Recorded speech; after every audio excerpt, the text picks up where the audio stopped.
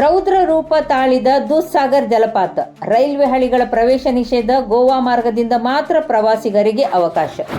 ದಾಂಡೇಲಿಯ ಪಶ್ಚಿಮ ಘಟ್ಟದ ಸಹ್ಯಾದ್ರಿ ಪರ್ವತ ಶ್ರೇಣಿಯಲ್ಲಿ ಕರ್ನಾಟಕದ ಕುವೇಶಿ ಗ್ರಾಮದ ಸಮೀಪ ಹುಟ್ಟಿ ಗೋವಾ ರಾಜ್ಯದಲ್ಲಿ ನೊರೆಯಾಗಿ ಭೋರ್ಗರೆದು ಧುಮ್ಮಿಕ್ಕುವ ವಿಶ್ವವಿಖ್ಯಾತ ದೂದ್ಸಾಗರ್ ಜಲಪಾತವು ಭಾರೀ ಮಳೆಯ ಹಿನ್ನೆಲೆಯಲ್ಲಿ ಇದೀಗ ರೌದ್ರ ರೂಪವನ್ನು ತಾಳಿದೆ.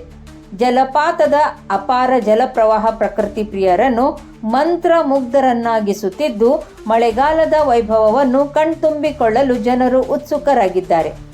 ಒಂದು ಕಾಲದಲ್ಲಿ ಮಳೆಗಾಲದ ಸಂದರ್ಭದಲ್ಲಿ ಪ್ರತಿದಿನ ಸಾವಿರಾರು ಪ್ರವಾಸಿಗರು ರೈಲ್ವೆ ಹಳಿಗಳ ಮೂಲಕ ನಡೆದು ಜಲಪಾತದ ಸಮೀಪಕ್ಕೆ ತೆರಳಿ ಅದರ ಸೌಂದರ್ಯವನ್ನು ಸವಿಯುತ್ತಿದ್ದರು.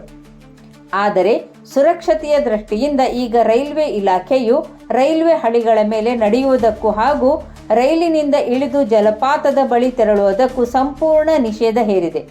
ಇದರ ಪರಿಣಾಮವಾಗಿ ಹೆಚ್ಚಿನ ಪ್ರವಾಸಿಗರು ರೈಲಿನಲ್ಲಿ ಪ್ರಯಾಣಿಸುತ್ತಲೇ ದೂದ್ಸಾಗರ್ ಜಲಪಾತದ ಅದ್ಭುತ ದೃಶ್ಯವನ್ನು ಕಣ್ತುಂಬಿಕೊಂಡು ಮೊಬೈಲ್ಗಳಲ್ಲಿ ವಿಡಿಯೋ ಹಾಗೂ ಛಾಯಾಚಿತ್ರಗಳನ್ನು ಸೆರೆ ಹಿಡಿದು ಸಂಭ್ರಮಿಸುತ್ತಿದ್ದಾರೆ. ಕರ್ನಾಟಕದ ಕಡೆಯಿಂದ ಜಲಪಾತದ ಪ್ರವೇಶಕ್ಕೆ ನಿರ್ಬಂಧವಿದ್ದರೂ ಗೋವಾ ರಾಜ್ಯದ ಕಡೆಯಿಂದ ಅರಣ್ಯ ಇಲಾಖೆ ಮತ್ತು ಪ್ರವಾಸೋದ್ಯಮ ಇಲಾಖೆಯ ನಿಯಮಾನುಸಾರ ಪ್ರತಿಯೊಬ್ಬ ಪ್ರವಾಸಿಗರಿಂದ ರೂಪಾಯಿ 650 ಶುಲ್ಕ ಪಡೆದು ಸುಮಾರು 13 ಕಿಲೋಮೀಟರ್ ಟ್ರೆಕ್ಕಿಂಗ್ ಮೂಲಕ ದೂದ್ಸಾಗರ್ ಜಲಪಾತದ ಬುಡದವರೆಗೆ ತೆರಳಲು ಅವಕಾಶ ಕಲ್ಪಿಸಲಾಗುತ್ತಿದೆ. ಈ ಮಾರ್ಗದ ಮೂಲಕ ಸಾವಿರಾರು ಪ್ರವಾಸಿಗರು ಜಲಪಾತದ ಸೌಂದರ್ಯವನ್ನು ಸಮೀಪದಿಂದಲೇ ವೀಕ್ಷಿಸಿ ಆನಂದಿಸುತ್ತಿದ್ದಾರೆ. ಇತ್ತೀಚೆಗೆ ಹುಬ್ಬಳ್ಳಿ, ಬೆಂಗಳೂರು ಹಾಗೂ ಮೈಸೂರು ರೈಲ್ವೆ ವಿಭಾಗಗಳ DRM ಹಾಗೂ ಹಿರಿಯ ರೈಲ್ವೆ ಅಧಿಕಾರಿಗಳು ದೂದ್ಸಾಗರ್ ಜಲಪಾತ ಪ್ರದೇಶಕ್ಕೆ ಭೇಟಿ ನೀಡಿ ಸ್ಥಳ ಪರಿಶೀಲನೆ ನಡೆಸಿದ್ದಾರೆ.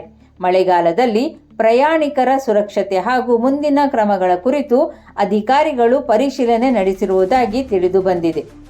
ಭಾರೀ ಮಳೆಯ ನಡುವೆ ರೌದ್ರ ರೂಪ ತಾಳಿರುವ ದೂದ್ಸಾಗರ್ ಜಲಪಾತ ಪ್ರಕೃತಿಯ ಅದ್ಭುತ ವೈಭವವನ್ನು ಅನಾವರಣಗೊಳಿಸುತ್ತಿದ್ದರೂ ಪ್ರವಾಸಿಗರು ಸುರಕ್ಷತಾ ನಿಯಮಗಳನ್ನು ಕಟ್ಟುನಿಟ್ಟಾಗಿ ಪಾಲಿಸಿ ಅಧಿಕಾರಿಗಳ ಸೂಚನೆಗಳನ್ನು ಅನುಸರಿಸುವಂತೆ ಮನವಿ ಮಾಡಲಾಗಿದೆ.